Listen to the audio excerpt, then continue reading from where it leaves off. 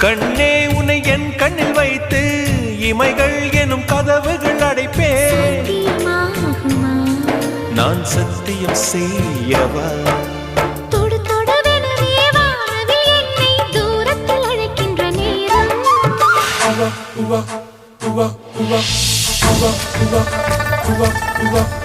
uva, uva, uva.